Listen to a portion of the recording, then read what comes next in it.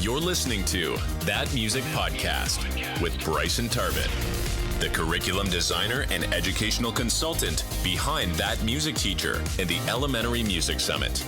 Each week, Bryson and his guests will dive into the reality of being an elementary music teacher and how music can truly be transformative in the lives of the students you serve. Show notes and resources mentioned in this episode can be found at thatmusicteacher.com.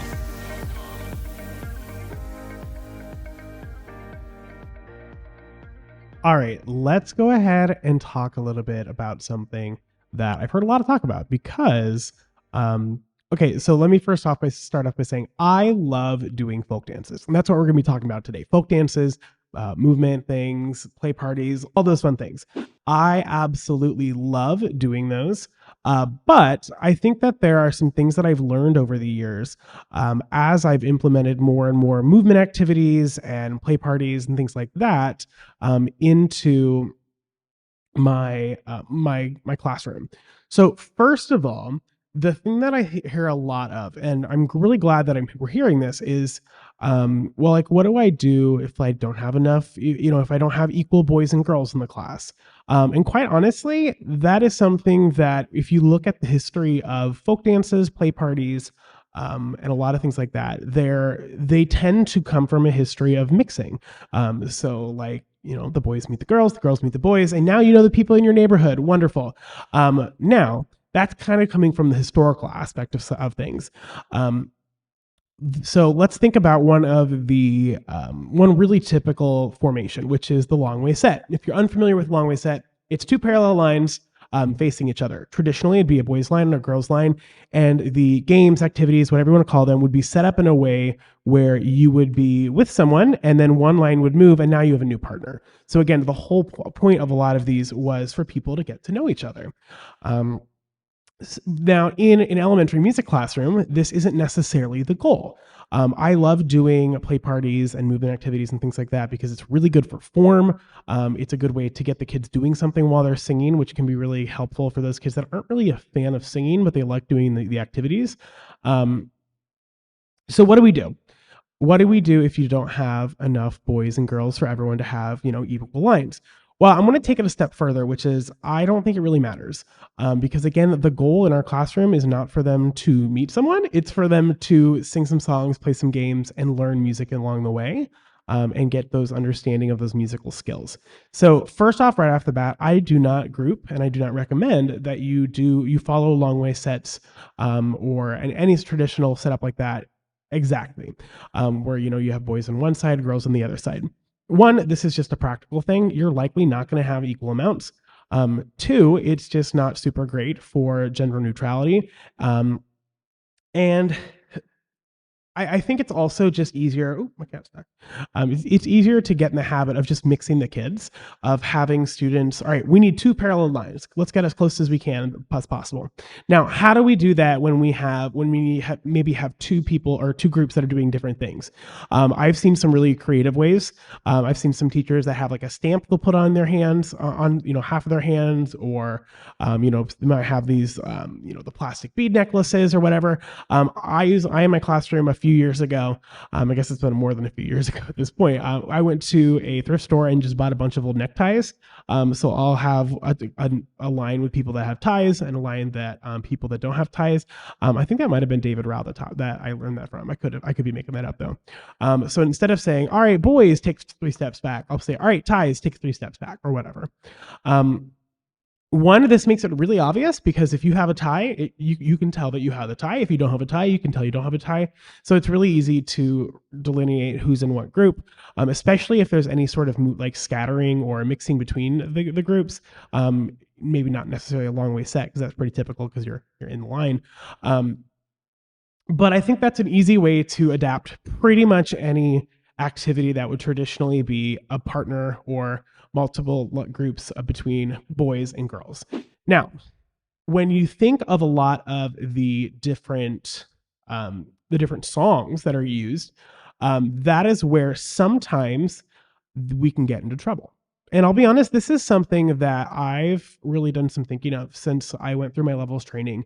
And I've had some really good conversations starting in those levels trainings that have really been helpful as I've gone through this. For instance, one of my favorite folk songs, one of my favorite play parties is Paw Paw Patch. So traditionally, this is how the song would go. Where, oh, where is pretty little Susie? Where, oh, where is pretty little Susie? Where, oh, where is pretty little Susie? Way down yonder in the Paw Paw Patch. That's verse 1. Verse 2 is, come on, boys, let's go find her. Come on, boys, let's go find her. Come on, boys, let's go find her. Way down yonder in the Paw Paw Patch. And verse 3 is, picking up papas, put 'em in her pocket. Picking up papas, put 'em in her pocket. Picking up papas, put 'em in her pocket. Way down yonder in a Paw Paw Patch. So I love this song because it has Ticka Ticka in it. And let's be honest, there's a lot of songs with Ticka Ticka that come from really nasty places that we've been removing from our repertoire, thankfully. But that leaves us, we still have to teach Ticka Ticka. So how do we do that? So my first few years of teaching folk dances and things like that, I did the song exactly how it was written. And then the only different thing that I didn't do was I had the groups mixed. I didn't have a boys line and a girls line. But I sang the song exactly how it was written. And then there was a conversation that was started when we were doing, talking about, play parties in my levels training, about, well, this is, basically it's all about courtship, right? It's about, the boys are going to go get Susie and things like that. And how, that, we had an elementary music teacher there that was in levels with us, that basically shared that made one of her students uncomfortable. And it got me really thinking, like, yeah, that is a little bit strange. Like, yeah, like this isn't necessarily the place for that. So then I changed it the next year I did it to where, oh, where is my friend Susie? Where, oh, or sorry. What I did first was I changed it to where, oh, where is pretty little Susie? And then the second verse is, come on, friends, let's go find her. Come on, friends, let's go find her. Come on, friends. Because then, even though it's a little bit different. Well, then I got thinking, and I actually, I even remember reaching out to one of the teachers that I did my levels with, and I said, what do you think about the first verse? Where is pretty little Susie? And I had one teacher that says, like, yeah, like that could be fine, but I know that, like, me personally, I wouldn't feel comfortable about having people refer to me just as pretty. It was a little demeaning in her opinion. I'm like, okay, that does make sense.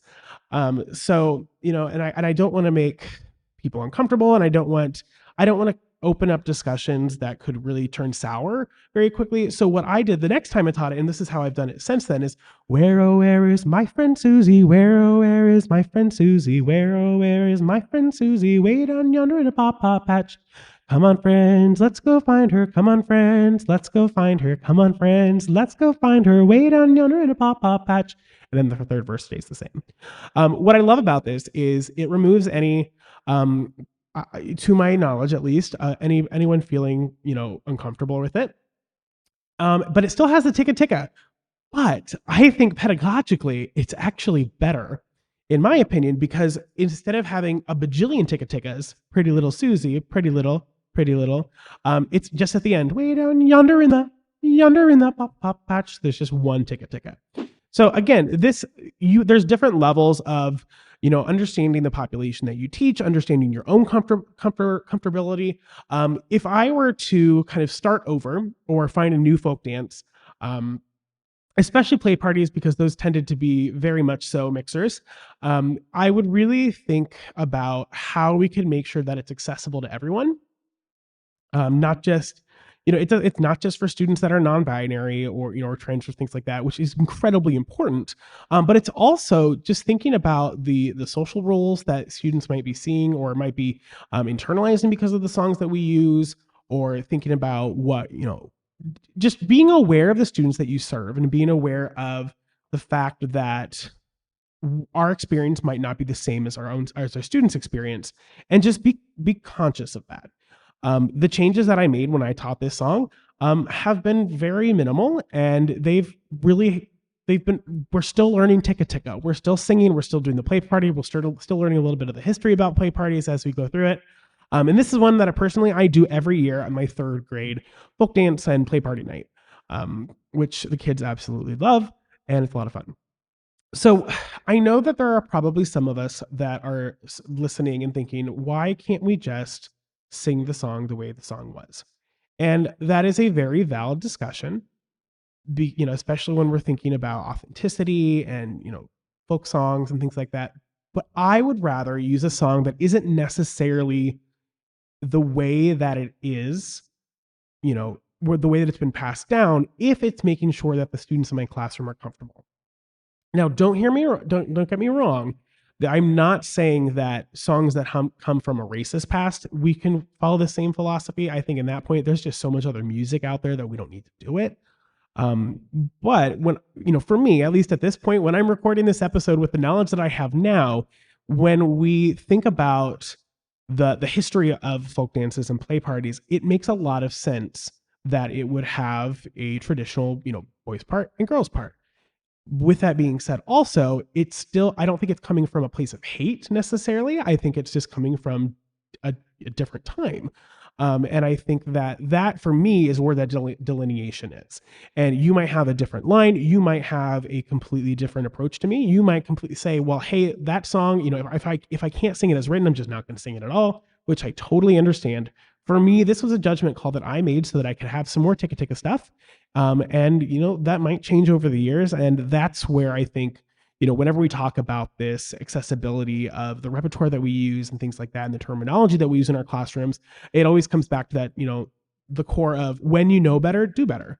So I've learned over the years that I needed to do better, and I believe that I have. Does that mean I'm done? Probably not. But that's where I am now at this point. And I wanted to share a little bit because I think that there's so much that can be said about using folk dances and play parties and movement activities in the classroom. There are also a lot of ways that we can set it up in a way that makes our students uncomfortable and that makes our students really, they won't get out of it what we want them to get out of it. So just be aware, be cognizant of the students that you're teaching, of the ability for their lives and their experience to be different than our own. And when you know better, do better. Thank you so much for listening to this week's episode of That Music Podcast. If you are interested in learning more about this, please let me know. Send me an email or a DM over on Instagram. I love having conversations like this. If you are not a member of the That Music Teacher community, please join us. The link will be in the show notes wherever you're listening, or you can head over to my bio over on Instagram. We will be having a wonderful guest presenter doing a presentation on folk dances in the music classroom in May, and it's going to be a lot of fun, and I hope you can join us. And with that being said, if no one has told you lately, thank you so much for making a difference in the lives of the students that you teach.